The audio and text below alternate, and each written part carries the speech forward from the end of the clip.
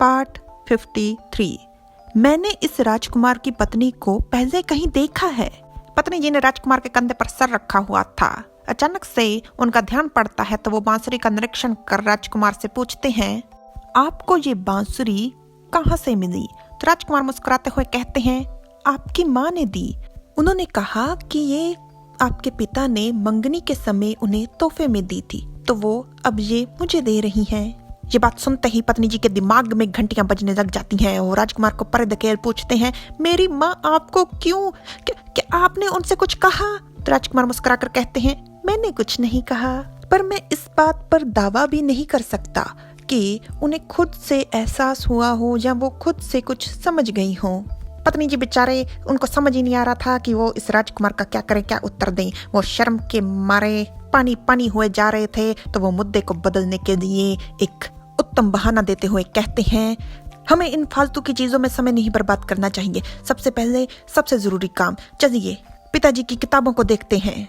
किताबों का निरीक्षण करते हुए, पन्ने बदलते हुए पत्नी जी दिल खाने वाले गू को ढूंढने लग जाते हैं और उन्हें मिल जाता है। मुझे मिल गया। यहाँ पर लिखा है इसके बारे में कुछ। यहाँ लिखा है, ये गू कीड़ा इंसानी दिल खाकर जिंदा रहता है।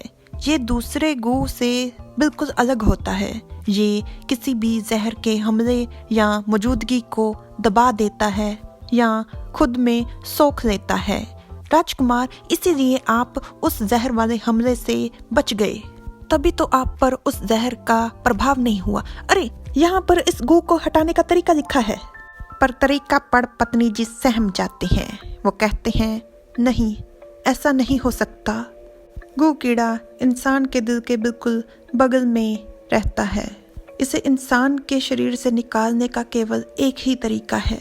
रोगी के सीने पर दिल तक चीरा लगाया जाए और दिल को खोल सीधे तौर पर इस कीड़े को बाहर निकाला जाए। इस तरीके की सफलता की संभावना 30% है, वरना असफलता के रूप में रोगी की मूर्छित हो मौत हो जाएगी। ये पढ़ते हुए पत्नी जी के हाथ कांप रहे थे और अचानक से वो गिर जाते हैं और कहते हैं, मेरे पिता इतने सालों से लापता हैं। इसका मतलब आपका इलाज अब संभव नहीं। राजकुमार पत्नी जी के सामने खड़े थे। वो पत्नी जी के हाथ से वो कागज पकड़ते हैं और पढ़ते हैं। पत्नी जी राजकुमार का हाथ पकड़ते हैं और कहते हैं, मुझे माफ कर दीजिए। तो राजकुमार पूछते हैं, किस लिए? पत्नी जी कहते हैं, अगर ये सब कुछ मेरे लिए ना होता तो मेरे पिता कभी भी उनकी धमकियों से ना डरते, ना ही आप इस कीड़े का शिकार होते और ना ही आपको इतने सालों तक ये सब कुछ बर्दाश्त करना पड़ता।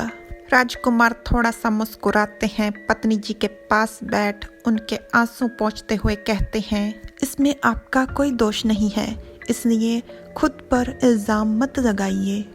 मैं तो इन सब चीज़ों से बहुत ज़्यादा खुश हूँ, क्योंकि आज इस गू के कारण ही हम दोनों एक साथ हैं। देखिए ज़रा इसे, इसमें लिखा है कि गू का शिकार व्यक्ति 2 से 3 सालों में अपनी 5 इंद्रियों को खो देता है। क्या आपको रुचि नहीं हो रही? क्या आप जानना नहीं चाहते कि इतने समय के बाद भी क्यों मेरी केवल एक ही इंद्री स्पर्श की ही प्रभावित हुई है? पहले मुझे लगता था कि ये सारा कमाल लिनशन की दवाइयों का है, पर आज मुझे इसका असली कारण मिल गया है। आपके पिता गू को बस में करने के लिए संगीत का इस्तेमाल करते थे। 6 साल पहले जब मैं गू का शिकार हुआ, उस समय आराम के लिए मैं यहीं हुआलिन शहर में ही रुका था। तब संजोग से ही मैंने आपको पर्वतवू पे मुलाकात गाना गाते हुए सुना, और ये वही गाना है जिसमें आपके पिताजी ने बदलाव किए हैं। अब जब मैं इसके बारे में सोच रहा हूँ तो मुझे लगता है कि किसी न किसी तरीके से इस गाने ने अस्थायी रूप से मेरे अंदर मौजूद गू को दबा दिया था, और हो सकता है कि यही कारण हो कि आपके छूने पर मैं आपे से बाहर नहीं होता। मेरे प्रिय पत्नी जी, ये सब हमारा भाग्य था, और इसका मतलब ये है कि हमारी जोड़ी स्वयं भगवान ने बनाई है, और इसके अलावा भगवान ही इस बात के साक्षी हैं कि मेरा प्यार आपके लिए कितना सच्चा है। मैं आप पर इस तरह की किसी भी चीज का इल्जाम कभी नहीं लगा सकता। इतना प्यार पत्नी जी की बर्दाश्त के है बाहर। इसलिए वो राजकुमार को दूर धकेल देते हैं और कहते हैं, भूल जाइए इस बात को, आप अपने होशो हवास में नहीं है। मुझे इस समय इस बात पर आपके साथ चर्चा करनी ही नहीं चाहिए थी। वैसे अगर रास्ते में बांसुरी बजाने वाला व्यक्ति बांसुरी बजाकर आपके गू को उत्तेजित कर सकता है, तो क्या वो, अगर हम पूर्व राज परिवार के उत्तराधिकारी को ढूंढ पाए तो क्या वो व्यक्ति भी हमें मिल जाएगा? राजकुमार, जो बागी आपने जिंदा पकड़े थे, क्या उनसे आपको कोई सुराग मिला था? तो राजकुमार विचार करते हुए बताते हैं, मुझे याद है कि हमने उनका एक ठिकाना ढूंढा था। उसमें हमें जो व्यक्ति मिला था उसे उन्होंने जानबूझकर हमारे लिए ही छोड़ा था। एक बार उनके संपर्क में होने के कारण मैंने बी साहू ही पर शक किया, पर उसको जैसे ही कैद किया गया, उसकी कैद खाने में हत्या हो गई तो हमारा सुराग वहीं पर खत्म हो गया। बेचारा साहू ही, हमें दया आ रही है। साहू ही, ऐसे काम की उम्मीद हमें तुमसे नहीं थी। तुमने हमारे छोटे जासूस के बारे में भी नहीं सोचा। देखो कितना दुखी है बेचारा तुम्हारी मृत्यु पर। बने मैया, मेरे पास उस व्यक्ति जो इस सब फसाद की जड़ है तक पहुंचने का कोई सुराग नहीं है। बस मैं एक चीज जानता हूँ, वो है उसकी असली पहचान। पत्नी जी पूछते हैं, उसकी असली पहचान? राजकुमार बताते हैं, पूर्व राजा की एक उपपत्नी थी जो उसे बहुत ज़्यादा प्रिय थी। बाद में जब उस स्त्री की पहचान पूर्व राज परिवार की वंशज के तौर पर हुई तो उसने और उसके बेटे ने जहर पीकर आत्महत्या कर दी।